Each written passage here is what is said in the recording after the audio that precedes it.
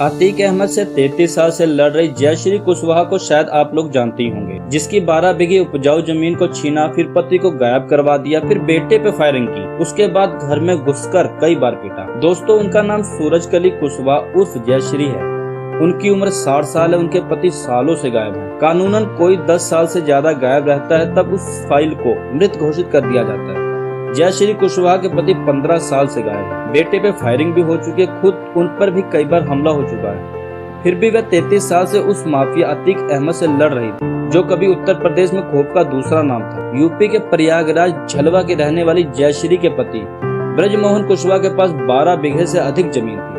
इस पर बढ़िया खेती होती थी। परिवार का पालन पोषण इसी जमीन से हो रहा था। लेकिन एक दिन अचानक सब कुछ बदल गया। जयश्री के पति गायब हो गए, जमीन पर अतीक का कब्जा हो गया। जयश्री कहती है, अतीक के अबू फिरोज के पास लाल रंग का एक ट्रैक्टर था। इस ट्रैक्टर से किसानों के खेतों की जुताई बुआई हुआ करती थी। यही ट्रैक्टर उनके खेत में भी चलता था। लेकिन उनके जमीन को देखकर अतीक के मन में लालच जाग गया। अतीक के करीबी लेखपाल मानिकचंद श्रीवास्तव एक दिन जयश्री के पास आए और कहा कि उनकी जमीन शिव कोटी सहकारी आवास समिति के नाम दर्ज हो गई है। दरअसल अतीक ने शिव कोटी सहकारी समिति बनाकर जयश्री की पूरी जमीन अपने नाम करवा ली थी। अतीक ने इसमें 2 लोगों को सचिव बनाया और इस जमीन को बेचना शुरू कर दिया। जयश्री के अनुसार 1989 में एक दिन उनके पति अचानक से गायब हो गए। वे कहाँ गए किसी को पता नहीं चला। इसके कुछ दिन बाद उन्हें पता चला कि जमीन अब उनकी नहीं रही। जमीन जयश्री और उनके परिवार के जीवन यापन का सबसे बड़ा सहारा था। इसलिए उन्होंने गांव वालों से सहायता मांगी और अपनी जमीन वापस पाने के लिए कोर्ट में आपत्ति दाखिल कर दी। इस बीच उन्हें ये पता चल गया था कि जमीन हड़पने का पूरा खेल अतीक अहमद का था, लेकिन उन्होंने हार नहीं मानी। उन्होंने बताया कि जब उनकी जमीन हड़पी गई तब अतीक अहमद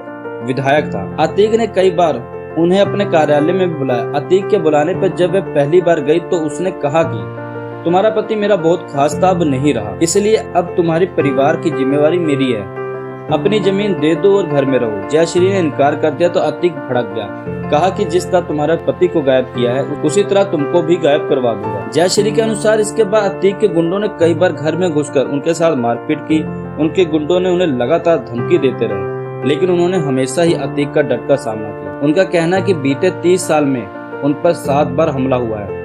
अतीक के गुंडों ने सैकड़ों बार उन्हें धमकियां दी। साल 2016 में उनके घर के सामने बेटे और परिवार पर हमला हुआ था। इसमें उनके बेटे को गोली लगी थी, लेकिन बेटे की किस्मत अच्छी थी जिस कारण उनकी जान बच गई। जयश्री के अनुसार वह कई सालों तक कोर्ट और थानों के चक्कर काटती रही, लेकिन अतीक के खिलाफ कहीं भी सुनवाई नहीं हो पा रही थी। साल 1991 में उन्हें अतीक के खिलाफ पहली FIR करवाने में कामयाबी हासिल हुई, लेकिन साल 2001 में आरोपों को निराधार बताकर केस बंद कर दिया गया। 2005 में जयश्री को बड़ी सफलता मिली। सीलिंग एक्ट से अनुमति मिलने के कारण शिव कोटी सहकारी आवास समिति का नामांतरण रद्द हो गया। इसके बाद जमीन उनके नाम दर्ज हो गई। साल 2007 में सूबे के सियासत में परिवर्तन हुआ। इसके बाद अतीक के खिलाफ FIR दर्ज हुई और कार्रवाई का सिलसिला शुरू हुआ। जयश्री के वकील KK मिश्रा का कहना है कि इस मामले में कुल 4 मुकदमे दर्ज किए गए हैं, लेकिन सभी मामलों में पुलिस विवेचना भी पूरी नहीं हो पाई है। पुलिस ने अतीक और अशरफ के अलावा किसी अन्य आरोपित के खिलाफ चार्जशीट भी दाखिल नहीं की। जयश्री और उनके परिवार की सुरक्षा को ध्यान में रखकर प्रशासन ने 2 जवान तैनात किए थे। हालांकि जयश्री के बेटे ने लाइसेंसी हथियार के साल 2020 में आवेदन दिया था, जो अभी तक नहीं मिला। शायद वह इसी उम्मीद में थे कि एक दिन अतीक के आतंक का अंत जरूर होगा और उन्हें न्याय मिलेगा। आखिरकार अतीक और उनके भाई अशरफ को शनिवार गोली मारकर हत्या कर दी गई। जयश्री को कानूनी न्याय तो नहीं मिला, लेकिन माफिया को जमीन दोज होते देख शायद उनका कलेजा जरूर ठंडा हुआ होगा।